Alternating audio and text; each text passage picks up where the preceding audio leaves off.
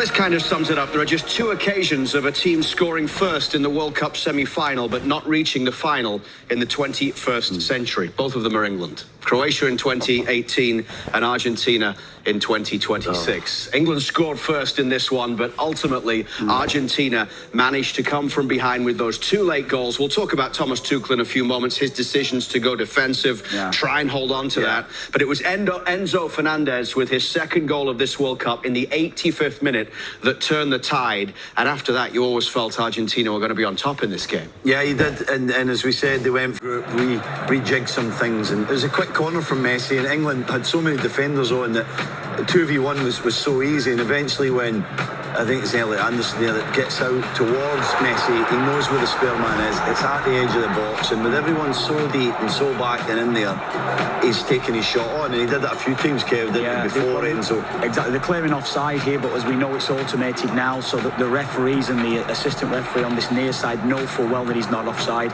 and they just give him too much space. Can't get out. And I believe it was a substitution that affected England, checking Gordon off, who'd worked so hard. He didn't necessarily have the impact from the offensive point of view, but defensively he worked so hard and tirelessly back, and I think that's what affected them, because Pickford should do better. I think it's the middle of the goal. It is a dipping shot, but essentially it's the middle of the goal, and he just doesn't deal with it well enough, Jordan Pickford, because he's seen it all the way. Yeah, I think I agree with you. I think there's a number of mistakes there.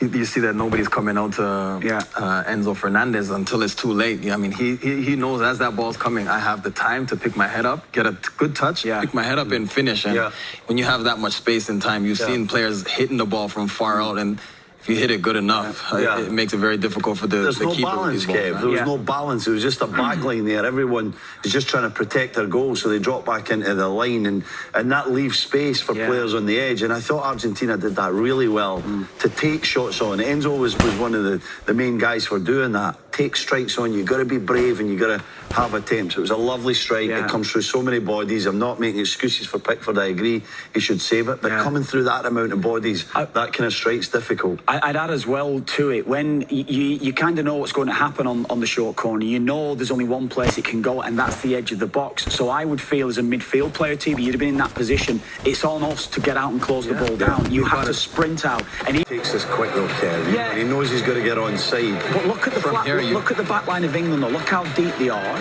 and you see, look, the reaction. It's actually Bellingham and Elliot, as you're saying. Should Bellingham read that quicker though, Kev? Should he be released by a centre back? You know, it's out to the ball. And I think he's got to trust his centre backs there, right? You have enough on the pitch now, you know that. So that's my position. I got to get out there to anybody who's on top of the box.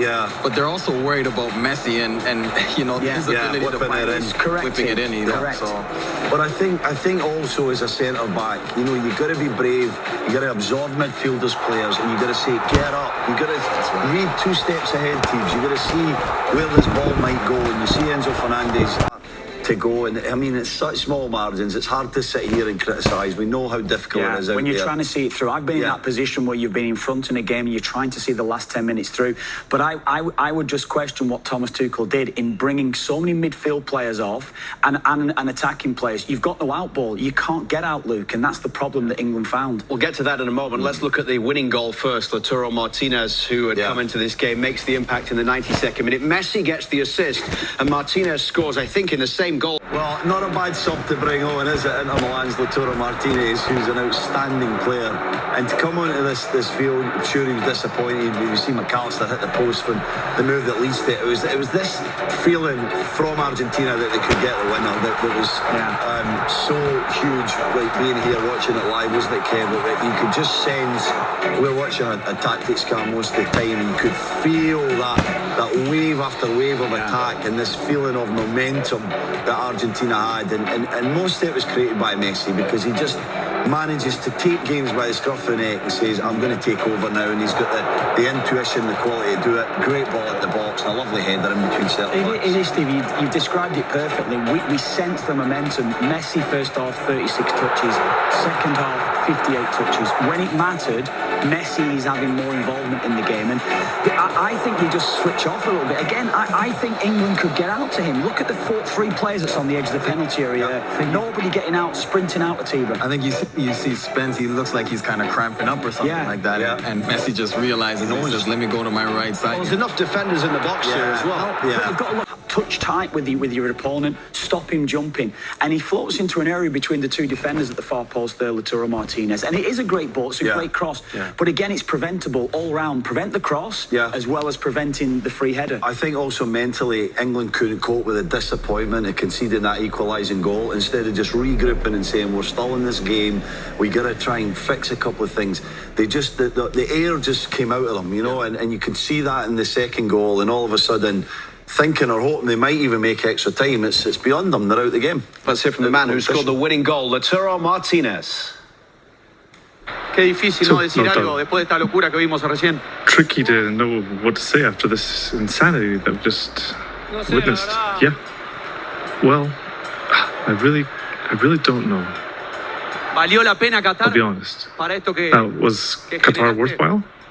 With everything you've done now and here? This is, it's very intense. Es muy fuerte, de verdad. It's really very emotional, very intense. The first time my old man bought me a pair of football shoes, I dreamt about a goal like this one. That was always my dream. You're there. Your father's watching you. Your family's watching you. This team it's madness. When I went to Racing, he never stopped making my bed. And for me, that's worth more than any goal I could ever score, or any final. My children are there. They've changed my life. Yeah, it was a change, and I enjoy all of this. There's been changes, but I'm also a person that I enjoy life. You've made 47 million Argentinians enjoy life today, as maybe has never been done before. Well, it's a dream. I told people, I said, I'm going to come in and we're going to win.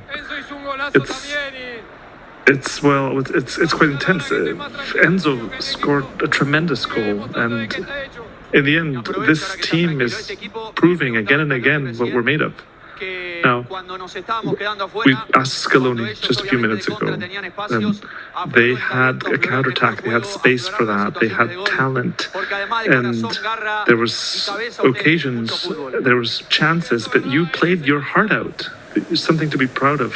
Yeah, I think they got tired as well. They pressed us for 60 minutes, and then after the goal they went back and started to give us an opportunity to play our game, move the ball around, go on their half of the field, and after 3.5 years we're at the final again.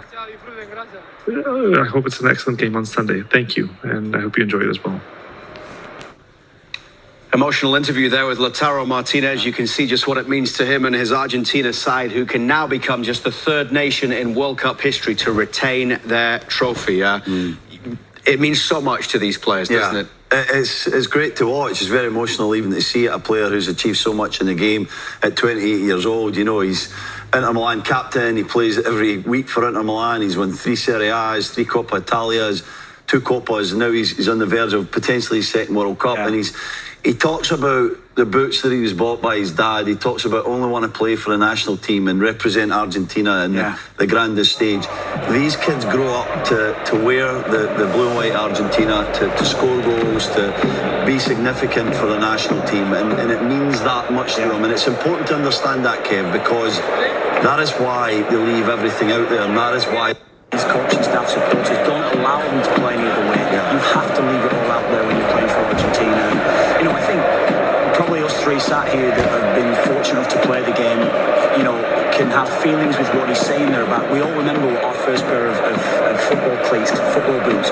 We all remember exactly where we were when we were playing our first game, scoring our first goals. It means so much to us, and it's amazing to see a player of his level have so much of a feeling towards the game himself. He knows that it wasn't pretty, and it's never going to be pretty for every moment with Argentina, because they don't play that way. They have a way to stop opposition and then build from it, and then find Lionel Messi in key positions at team. But that's what it's about, Luke. Yeah, I think also it's about giving back to the game. You know, the game has given us so much, and obviously given these guys so much, and they don't want to cheat. They want to be honest and give their everything, and we can see that that's what they're doing for Argentina. You know, these guys putting on that jersey, it weighs a lot. And the way that they go out there and represent Argentina, they never give up. They fight until the end, and that's what they did here today. Yeah, but everything they've went through, it's still, they're still amazed with what happens in the game. You know, I think it's absolutely phenomenal. It doesn't matter how many goals they've scored, how many times they've been there on a stage like this. When something like this happens, they feel it, and they're little kids again, and that's why the World Cup's so special. That's why, you know, playing for your country is so special. No more so than Lionel Messi. Enough for this guy, Kev. He's just insatiable. He's so good, and he inspires so many people around the world. But more importantly, he inspires his teammates to support him in any way they can to be great, and he's great again. Yeah, I hope that if we can run those two clips back in again, though, trying to emphasise a point here with Jed Spence. Jed Spence is getting out to him because he's seeing Lionel Messi going on his left foot. So he's overcompensating now for the second one, and it's amazing when you watch Lionel, and it's incredible to watch a player of his level do it time and time again. It's amazing how he can read how other players are defending him and what other players are giving to him. I mean, just watching him throughout this game, we've seen it on the tactical camera. He's just constantly got his head on a swivel, sees everything before it happens. It's outstanding to watch this player play. Lionel Messi now leading the Golden Boot race, 4 assists to go with his 8 goals in this tournament, and the celebrations are on for Argentina in Atlanta. Stay with us here.